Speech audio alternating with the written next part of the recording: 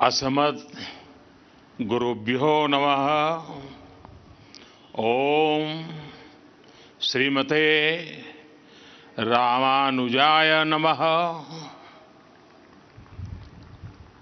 कार्यक्रम में हमारे साथ उपस्थित तेलंगाना की राज्यपाल डॉक्टर तमिलसाई जी,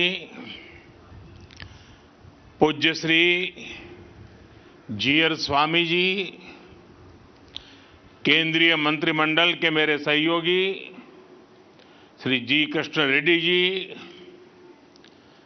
श्रीमान डॉक्टर रामेश्वर राव जी, भागवत विभूतियों से संपन्न सभी पूज्य संतगण, देवी और सज्जनों, आज मां सरस्वती की आराधना के पावन पर्व वसंत पंचमी का शुभ अवसर है। मां शारदा की विशेष कृपा अवतार श्री रामानुजाचार्य जी की प्रतिमा इस अवसर पर स्थापित हो रही है। मैं आप सभी को वसंत पंचमी की भी शुभकामनाएं देता हूं।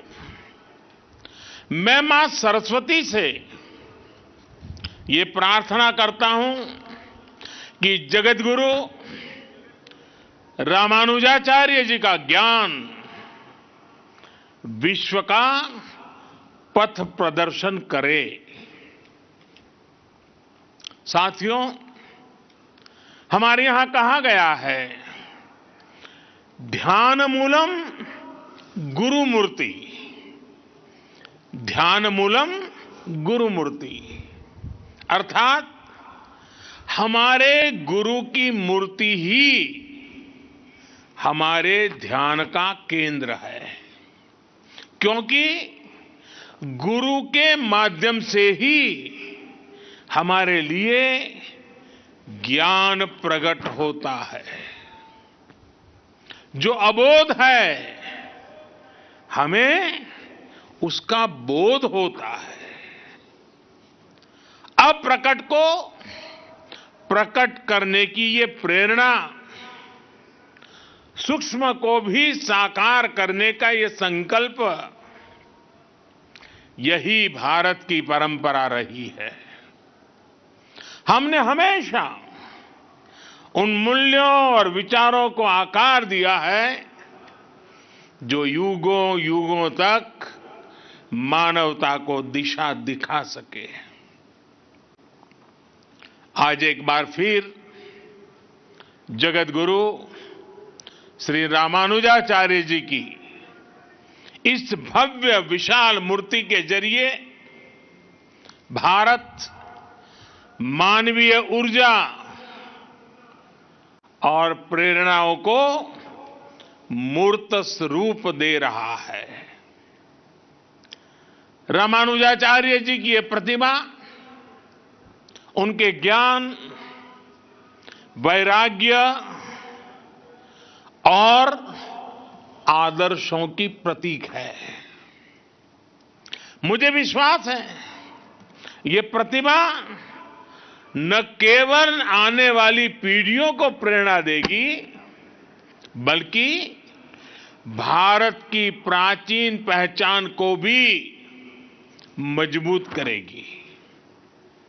मैं आप सभी को, सभी देशवासियों को और पूरे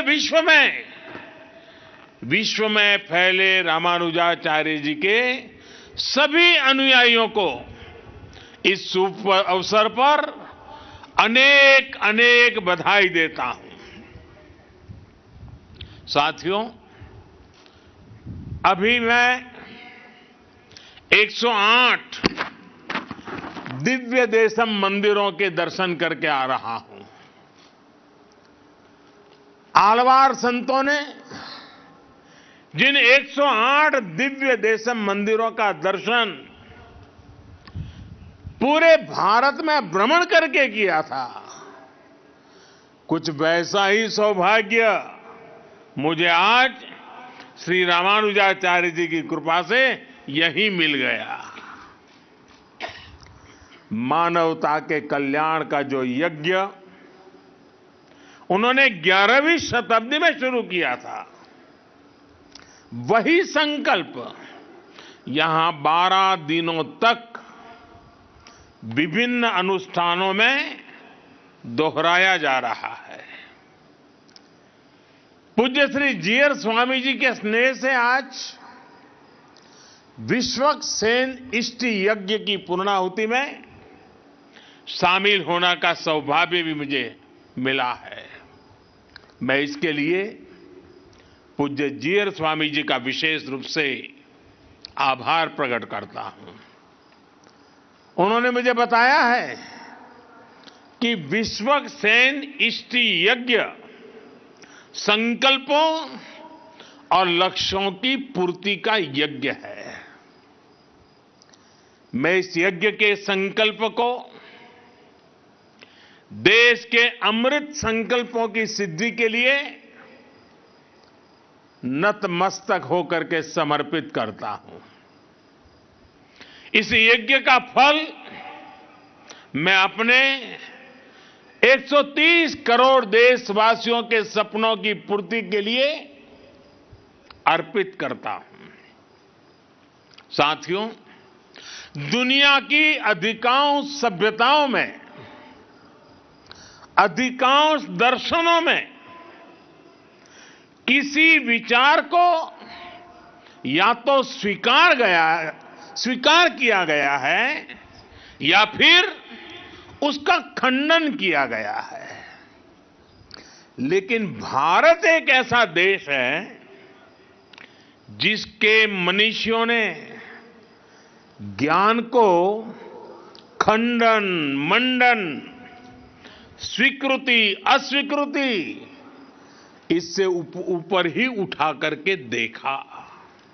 स्वयं उससे ऊपर उठे, दिव्य दृष्टि से उस विवाद को देखा। हमारे यहां अद्वैत भी है और द्वैत भी है, और इन द्वैत अद्वैत को समाहित करते हुए श्री रामानुजाचार्य जी का विशिष्टाद्वैत भी हमारे लिए प्रेरणा है। रामानुजाचार्य जी के ज्ञान की एक अलग भव्यता है।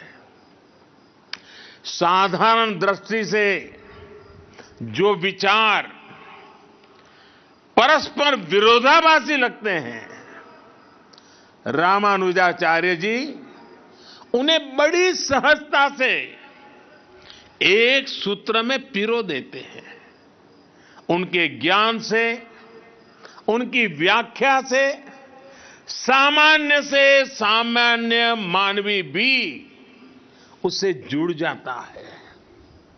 आप देखिए, एक और रामानुजाचार्य जी के भाष्यों में ज्ञान की पराकाष्ठा है, तो दूसरी ओर वे भक्ति मार्ग के जनक भी हैं।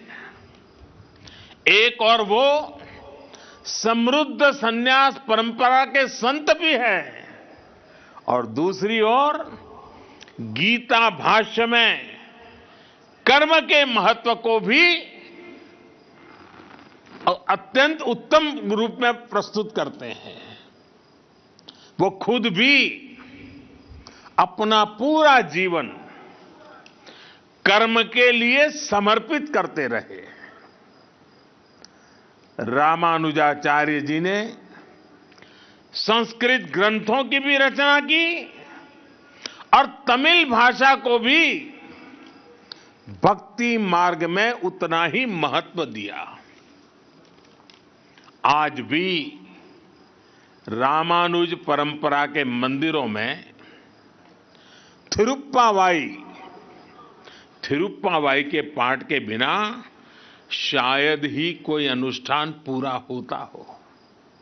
साथियों, आज जब दुनिया में सामाजिक सुधारों की बात होती है, प्रगतिशीलता की बात होती है, तो माना जाता है कि सुधार जड़ों से दूर जाकर ही होगा।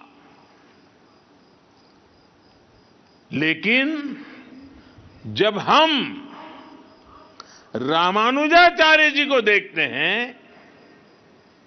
तो हमें एहसास होता है कि प्रगतिशीलता और प्राचीनता में कोई विरोध नहीं है। ये जरूरी नहीं है कि सुधार के लिए अपनी जड़ों से दूर जाना पड़े, बल्कि जरूरी ये है कि हम अपनी असली जड़ों से जुड़े, अपनी वास्तविक शक्ति से परिचित हो। आज से 1000 साल पहले तो रूढ़ियों का दबाव, अंधविश्वास का दबाव कल्पना के बाहर कितना ज्यादा रहा होगा। लेकिन रामानुजाचार्य जी ने समाज में सुधार के लिए समाज को भारत के असली विचार से परिचित करवाया। उन्होंने दलितों, पिछड़ों को गले लगाया। उस समय जिन जातियों को लेकर कुछ और भावना थी, उन जातियों को उन्होंने विशेष सम्मान दिया। यादवगिरी पर उन्होंने नारायण मंदिर बनवाया, जिसमें दलितों को दर्शन पूजन का अधिकार दिया। रामानुजाचार्य जी ने बताया कि धर्म कहता है न जाति ही कारणम लोके गुणाः कल्याण हेतव। अर्थात संसार में जाति से नहीं, गुणों से कल्याण होता है। रामानुजाचार्य जी के गुरु श्री महापूर्ण जी ने एक बार दूसरी जाति के अपने एक मित्र का अंतिम संस्कार किया था। उस समय रामानुजाचार्य जी ने लोगों को भगवान श्री राम की याद दिलाई थी। उन्होंने कहा कि अगर भगवान राम अपने हाथों से जटायु का अंतिम संस्कार कर सकते हैं, तो फिर भेदभाव वाली सोच का आधार धर्म कैसे हो सकता है। ये अपने आप में बहुत बड़ा संदेश है। साथियों, हमारी संस्कृति की ये विशेषता रही है कि सुधार के लिए हमारे समाज के भीतर से ही लोग निकलते हैं। युगों से देखते आइए, समाज में जब भी कुछ बुराई के तत्व फैलने लगते हैं, कोई न कोई महापुरुष हमारी ही बीच में से पैदा होता है। और ये हजारों वर्षों का अनुभव है कि ऐसे सुधारकों को हमेशा उनके कालखंड में शायद स्वीकृति मिली हो या न मिली हो, चुनौतियां रही हो या न रही हो, संकट झेलने पड़े हो या न पड़े हो, विरोध भी सहना पड़ा हो, लेकिन उस विचार में, उस तत्व में उतनी ताकत रहती थी, उनका कन्विक्शन इतना जबरदस्त होता था कि वो समाज की बुराइयों के खिलाफ लड़ने के लिए अपनी पूरी शक्ति लगा देते थे। लेकिन जब समाज इसे समझ पाता है, तो जिसका कभी विरोध होता है, उसको स्वीकृति भी उतनी तेजी से मिलती है, सम्मान और आदर भी उतना ही मिलता है।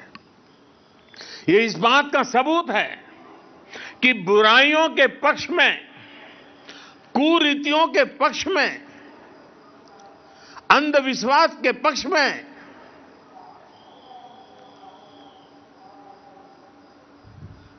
इन जनरल हमारे समाज में सोशल सैंक्शन नहीं होता है। जो बुराई से लड़ते हैं, जो समाज को सुधारते हैं, हमारे यहां उन्हें ही मान और सम्मान मिलता है। भाइयों और बहनों, आप सब लोग रामानुजाचार्य जी के जीवन के विभिन्न आयामों से परिचित है। वो समाज को सही दिशा देने के लिए अध्यात्म के संदेशों का भी प्रयोग करते थे और व्यावहारिक जीवन का भी। जाति के नाम पर जिनके साथ भेदभाव होता था, रामानुजाचार्य जी ने उन्हें नाम दिया थिरुकलधार, यानी लक्ष्मी जी के कुल में जन्म लेने वाला श्री कुल या देवीय जन। वो स्नान करके आते समय अपने शिष्य धनुर्दास के कंधे पर हाथ रखकर आते थे। ऐसा करके रामानुजाचार्य जी छुआछूत की बुराई को मिटाने का संकेत देते थे। यही वजह थी कि बाबा साहब आंबेडकर जैसे समानता के आधुनिक नायक भी रामानुजाचार्य जी की भरपूर प्रशंसा करते थे और समाज को भी कहते थे कि अगर सीखना है तो रामानुजाचार्य जी की शिक्षा से सीखो। और इसलिए आज रामानुजाचार्य जी की विशाल मूर्ति स्टैच्यू ऑफ इक्वालिटी इसके रूप में समानता का संदेश दे रही है। इसी संदेश को लेकर आज देश सबका साथ, सबका विकास, सबका विश्वास और सबका प्रयास के मंत्र के साथ अपने नए भविष्य की नींव रख रहा है। विकास हो, सबका हो, बिना भेदभाव हो। सामाजिक न्याय सबको मिले, बिना भेदभाव मिले। जिन्हें सदियों तक प्रताड़ित किया गया, वो पूरी गरिमा के साथ विकास के भागीदार बने। इसके लिए आज का बदलता हुआ भारत एकजुट प्रयास कर रहा है। आज सरकार जो योजनाएं चला रही है, उनका बहुत बड़ा लाभ हमारे दलित पिछड़े भाई बहनों को हो रहा है। चाहे पक्के घर देना हो या फिर उज्ज्वला का मुफ्त कनेक्शन, गैस कनेक्शन, चाहे 5 लाख रुपए तक मुफ्त इलाज की सुविधा हो या फिर बिजली का मुफ्त कनेक्शन, चाहे जनधन बैंक खाते खोलना हो या फिर स्वच्छ भारत अभियान के तहत करोड़ों शौचालयों का निर्माण करना हो। ऐसी योजनाओं ने दलित, पिछड़े, गरीब, शोषित, वंचित सभी का भला किया है। बिना भेदभाव सबको सशक्त किया है। साथियों, रामानुजाचार्य जी कहते थे, उरिय गल्लुकुल वेड़मिल्ले, अर्थात सभी जीव समान है। वो ब्रह्म और जीव की एकता की बात ही करके रुकते थे, ऐसा नहीं थे। वो वेदांत के इस सूत्र को स्वयं भी जीते थे। उनके लिए स्वयं में और दूसरों में कोई भेद नहीं था। यहां तक कि उन्हें अपने कल्याण से ज्यादा जीव के कल्याण की चिंता थी। उनके गुरु ने कितने ही प्रयासों के बाद जब उन्हें ज्ञान दिया तो उसे गुप्त रखने के लिए कहा, क्योंकि वो गुरु मंत्र उनके कल्याण का मंत्र था। उन्होंने साधना की थी, तपस्या की थी, जीवन समर्पित किया था और इसलिए ये गुरु मंत्र मिला था। लेकिन रामानुजाचार्य जी की सोच अलग थी। रामानुजाचार्य जी ने कहा, पतिश्चे एक एवाहम, पतिश्चे एक एवाहम, नरके गुरु पातकात्, सर्वे गच्छन्तु भवताम कृपया परमम पदम। यानी मैं अकेला नरक जाऊं तो भी कोई बात नहीं, लेकिन बाकी सबका कल्याण होना चाहिए। इसके बाद उन्होंने मंदिर के शिखर पर चढ़कर हर नारी को वो मंत्र सुनाया, हर नर को वो मंत्र सुनाया जो उनके गुरु ने उन्हें उनके कल्याण के लिए दिया था। समानता का ऐसा अमृत रामानुजाचार्य जी जैसा कोई महापुरुष ही निकाल सकता था, जिसने वेद वेदांत का वास्तविक दर्शन किया हो। साथियों, रामानुजाचार्य जी भारत की एकता, भारत की अखंडता का भी एक प्रदीप्त प्रेरणा है। उनका जन्म दक्षिण में हुआ, लेकिन उनका प्रभाव दक्षिण से उत्तर और पूरब से पश्चिम तक पूरे भारत पर है। अन्नामाचार्य जी ने तेलुगु में उनकी प्रशंसा की है। कनकदास जी ने कन्नड़ भाषा में रामानुजाचार्य जी की महिमा गाई है।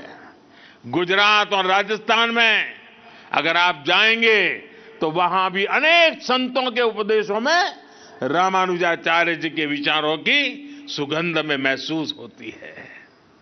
और उत्तर में रामानंदीय परंपरा के गोस्वामी तुलसीदास जी से लेकर कबीरदास तक हर महान संत के लिए रामानुजाचार्य परम गुरु है। एक संत कैसे अपनी आध्यात्मिक ऊर्जा से पूरे भारत को एकता के सूत्र में पिरो देता है, रामानुजाचार्य जी के जीवन में हम ये देख सकते हैं।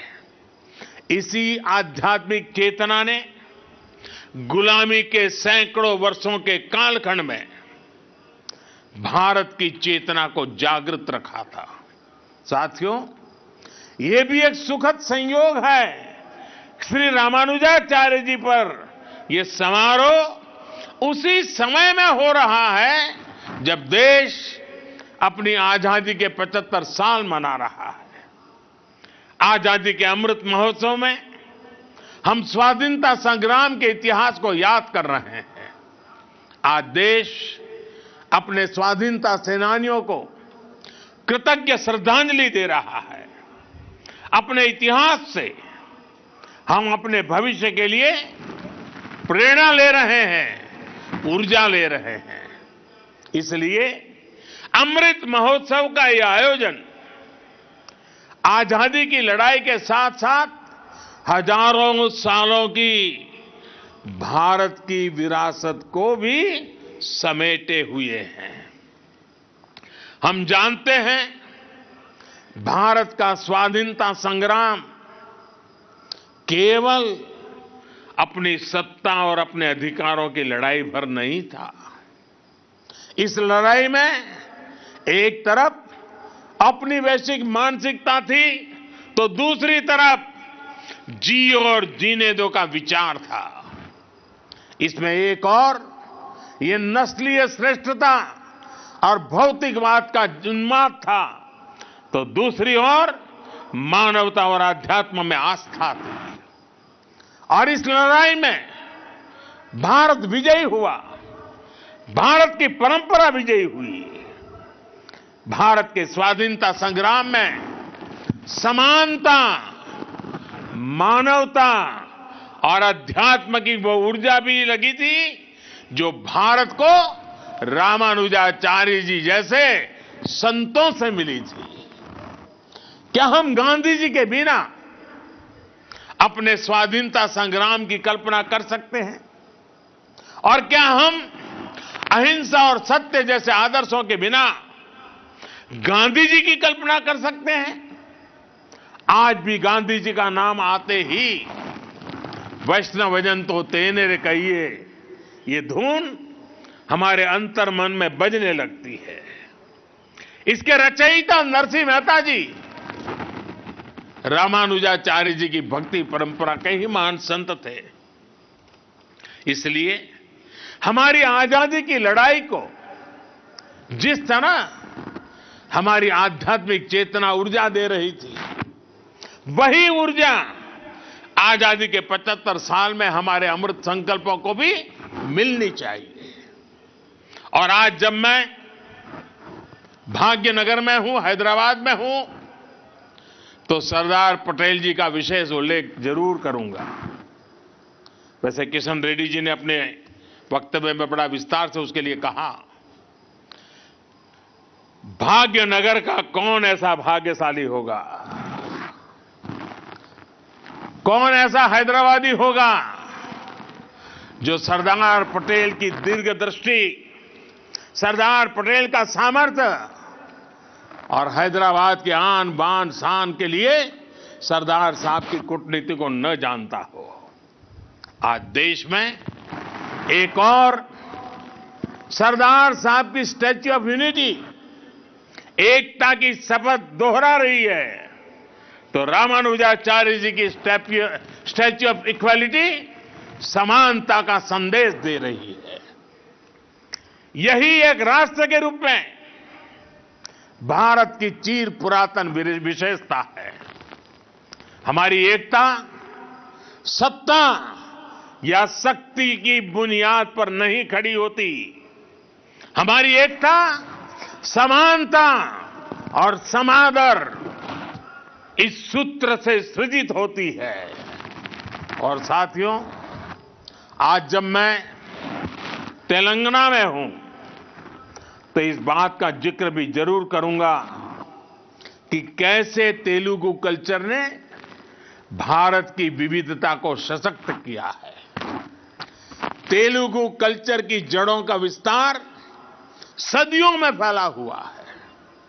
अनेक महान राजा रानियां इसके ध्वजवाहक रहे हैं।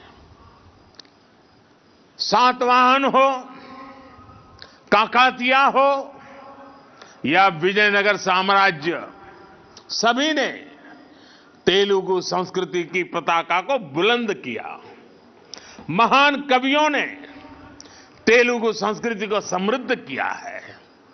पिछले वर्ष ही तेलंगाना में स्थित 13वीं शताब्दी के काकातिया रुद्रेश्वर रामप्पा मंदिर को यूनेस्को विश्व धरोहर स्थल घोषित किया गया है।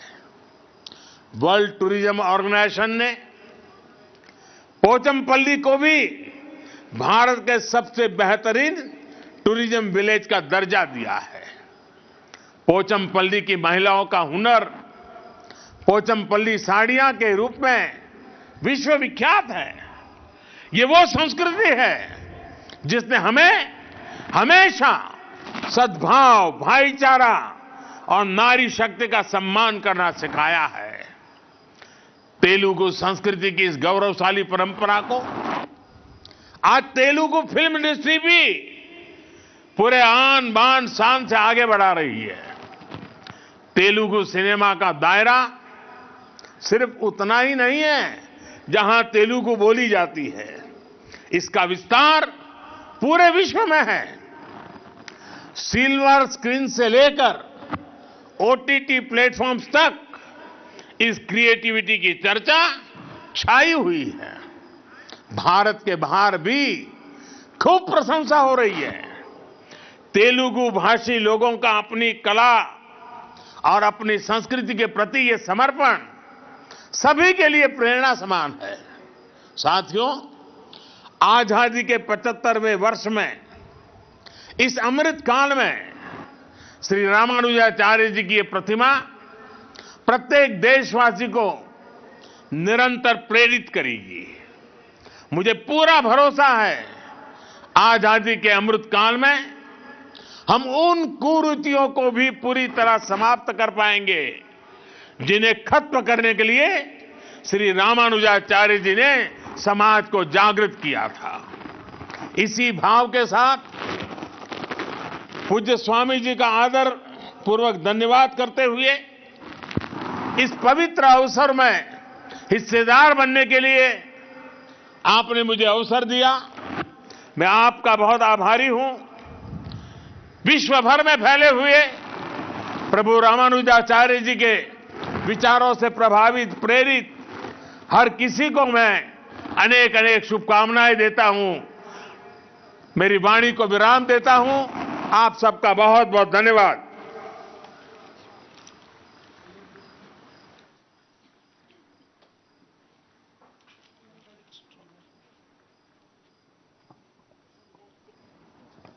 जय श्रीमन नारायण। माननीय प्रधानमंत्री महोदय, रामानुजाचार्य स्वामी जी महाराज की प्रेरणा और उनका संदेश जगत को कैसा आगे बढ़ने के लिए और विश्व मानव सौभ्रातृत्व के लिए किस प्रकार रास्ता खुले हैं, इसके बारे में आपका ये संदेश बहुत ही प्रेरणात्मक है।